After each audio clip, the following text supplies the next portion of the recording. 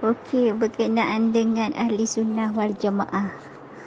Betul lah, ahli sunnah wal jamaah ni kita faham duduk di tengah-tengah. Maksudnya kita faham ahli sunnah wal jamaah ni mengambil kira pertengahan. Maksudnya moderate lah.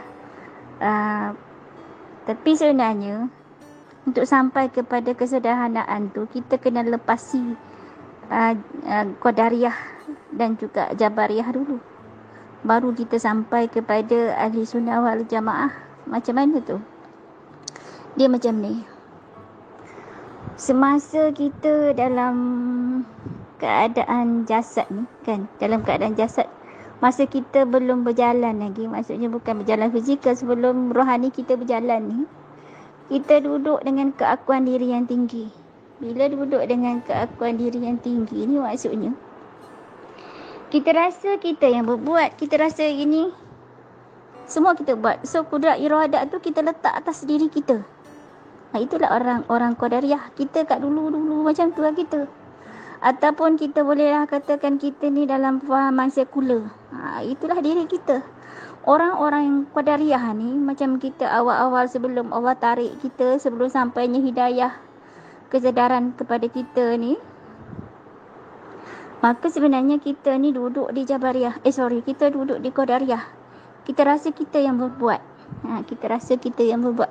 Buat baik, kita buat apalah planning apa semua kita buat, apa tolong orang ke, apa ibadah, apa semua kita rasa kita yang berbuat. Apa saja kebaikan yang kita buat, kita belajar rajin-rajin ke, kita kerja ke, kita kaya, kita terkenal ke, kita rasa itu dari hasil usaha kita. Itu adalah orang Qadariyah. Jadi Qadariyah ni pun dibahayalah sebab dia fokus kepada diri sendiri sampai kita akan boleh jadi ego, kita boleh jadi besar diri macam tu. Kemudian bila Allah Subhanahu Wa Taala tarik kita ataupun sampailah kita kepada turning point yang mana Allah Taala bagilah ujian kat kita sehingga kita tersedar. So bila kita tersedar, kita mencari Allah tu, kita usahalah kita bertaubat kepada Allah kan. Kita bertaubat tu kita kembali kepada Allah. Lepas tu kita merayu merengek Allah kita sampai kita duduk bersedih, duduk apa saja yang kita buatlah, kita mujahadah, bermuhasabah diri. Dan bila kita dah sedar kan kita nak Allah. So bila kita dah merayu Allah tu, sampailah kita masuk kepada perjalanan. Bila masuk kepada jalanan tu, kita sabar kita bertingkat, zuhud kita bertingkat. Maksudnya meningkatlah kan. Sampailah kita jumpa pasrah. Bila kita dah pasrah tu, sebenarnya kita pasrah adalah poin yang kita melepasi Qadariyah sebenarnya. Pasrah. Bila kita dah pasrah dengan dunia, kita surrender kan, kita surrender. Kita dah rasa aku tak boleh buat apa-apa, ya Allah, engkaulah segala, engkaulah je. Engkau je yang boleh buat, engkau jangan menentukan segalanya. Jadi kita kata aku serah padamu. Padahal kita tak sampai lagi pada redha, kita dalam pasrah. So kita pasrah ni kat sini sebenarnya kita berada di dalam diri yang la haula wala quwata illa billah. Kat sinilah kita beranjak daripada kudrat iradat diri kita masuk kepada kudrat iradat Allah. So bila kita masuk dalam kudrat iradat Allah ni lah, kita bermulalah nak jadi hamba Allah. Kita berubah kan, kita mencari Allah, kita baiki diri kita sehingga kan penyucian kita tu membuatkan kita ni makin bersih kan. Bila kita makin bersih, kita makin mendekati Allah. Jadi bila kita masuk kepada alam ketuhanan, masuk inilah yang dia katakan sebagai Jabariyah. Apabila kita mendekat kepada Allah, Allah lagi mendekat kepada kita. Kan? Kalau kita ni berjalan menuju Allah, Allah ni seolah berlari menuju kita. Maksudnya dekatnya Allah lagi sambut kita tu. Jadi di masa di Jabariyah ni lah sebenarnya, bila kita masuk kepada alam Jabariyah ni, kita asyik.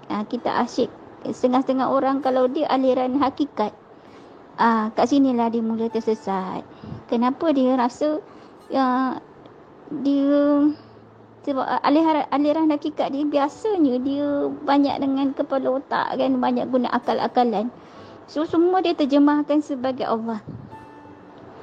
Semua dia nampak sebagai tajalli Allah. Tak salah kita kata tajalli, tapi tajalli tu kena faham maksudnya apa yang Allah Ta'ala wujudkan. Bukan anak Allah tu jadi macam tu. Macam setengah orang tu dia kata rumah tu Allah, kayu tu Allah, batu tu Allah, semua Allah. Jadi macam tu. Jadi orang yang berada di alam Jabariyah, kalau dia tak betul-betul, dia boleh jadi isim kalau tak lepas pengujian dia. Jadi macam taksub lah. Dia bahaya di alam Qadariyah dan juga alam Jabariyah. Dia macam tu lah. Kalau orang Qadariyah, bahaya dia merasa keakuan diri tu pada diri dia. Kalau pada orang Jabariyah, bahaya dia merasakan dia tu seolah Allah. Jadi macam tu. Jadi kita sebenarnya, tugas kita sebenarnya hanya membuat penyucian.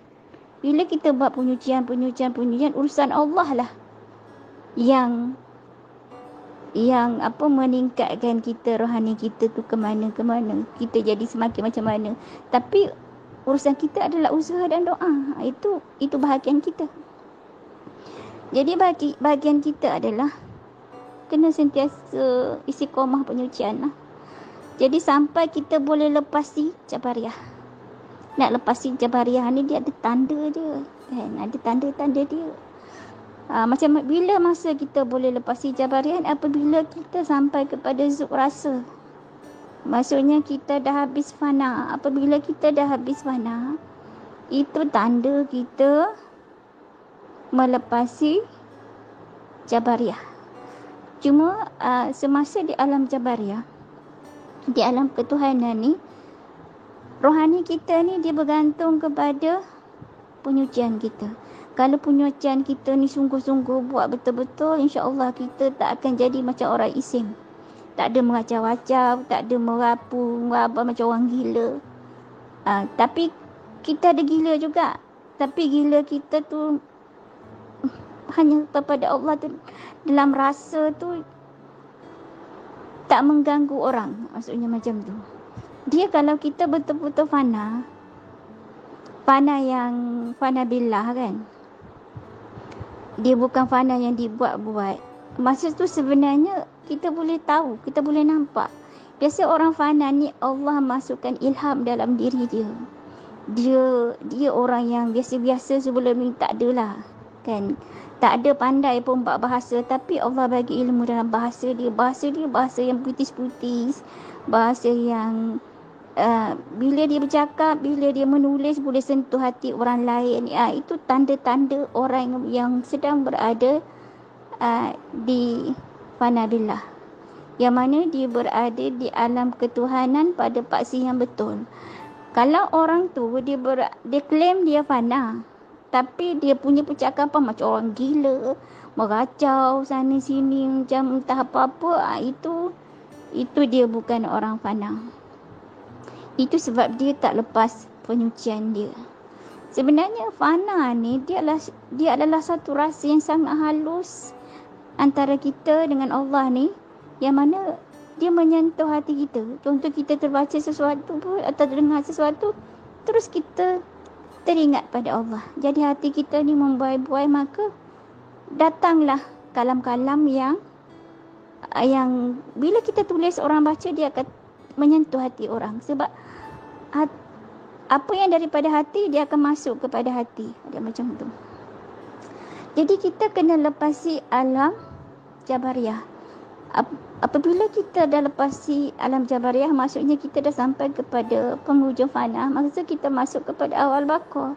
Bila kita berada di awal baqa, itulah sebenarnya kita mula memasuki ahli sunnah wal jamaah. Itu yang sebenarnya. Tapi kita tak faham. Kalau kita tak tempuh, kita tak faham. Kita fikir kita ni ahli sunnah wal jamaah, tapi hanya pada sebutan sebenarnya, bukan pada rasa. Hakikat yang sebenarnya ahli sunnah wal jamaah ni kita kena lepasi dulu. Lepasi alam qadariyah kita, masuk kepada alam jabariyah kita, lepasi pula alam jabariyah, baru masuk kepada alam ni lah, masuk kepada fahaman dan juga pegangan ahli sunnah wal jamaah. Barulah kita ni jadi orang betul lah, ataupun kita kata masuk ke dalam insan kamil lah, macam tu lah. Tapi masuk alam insan kamil pun maksudnya masih perlukan pemantapan, perlukan pengukuhan, perlu jalani ujian selanjutnya lah, sehingga ni kita boleh duduk betul-betul dalam keadaan yang betul kan. Macam tu lah.